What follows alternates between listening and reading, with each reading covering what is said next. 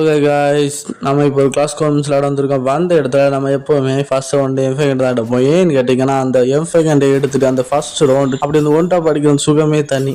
நான் பெரிய பிளேயர் நினைக்காதுங்க. ஏதாவது ஒரு மேட்ச்ல மட்டும் தான் நம்ம ஒன் டாப் லாக் ஆகும், இல்லை நம்ம டப்புன்னு போய் டக்குன்னு நாக் ஆகி செத்துரும். அதே மாதிரி இந்த மேட்ச்ல கீழே ஒருத்தன் போயிட்டு இருந்தா டப்புன்னு அவன் மண்டல் ஒன்று லாக் ஆச்சு நாக் ஆகிட்டான். சோனி ஆட்டிட்டு பண்ணி அப்படியே டிமிட்ரி ஆன் பண்ணி விட்டுட்டான். நீ டிமிட்ரி ஆன் பண்ணி விட்டுறா மட்டும் நான் அவனை விட்டுருவேனா அப்படின்னு சொல்லி நான் டக்குன்னு கில் எடுக்கலாம் பார்த்தேன். அதுக்குள்ள ரிவே ஆயிட்டான். ரிவே என் டீம் இன்னொருத்தன் நாக் பண்ணி விட்டுறான். சரி அவனை ஃபிஸ்ட்லேயே அடிச்சு கொள்ளலான்னு பார்த்து ஃபிஸ்ட்லி மண்டையில் ஒரு குத்து நாக் பண்ணியாச்சு. அதுக்குள்ள நம்ம லைஃப் வரைச்சு அப்படி பின்னாடி இன்னொருத்தன் டக்குன்னு வெளியே வந்து அவனுக்கு புழுக்குன்னு ஒரு மண்டையில் ஒன்று இறக்கி அவனை நாக் பண்ணி விட்டாச்சு. அப்புறம் என்ன நம்ம டீம் நாக்காய் கிடக்கிற அப்படி ரிவே பண்ணி விட்டு சரி சைடில் ஒரு மெடி சுத்தம் சுத்தியாச்சு. அதுக்கப்புறம் நாக் பண்ணி போட்டோம் அப்படி விடக்கூடாதுலாம் சொல்லிட்டு ஹெட்டில் அப்படி லாக் பண்ணி கில் எடுக்கலான்னு பார்த்தேன். ஆனால் அவன் ஹெட்டில் லாக் ஆகல.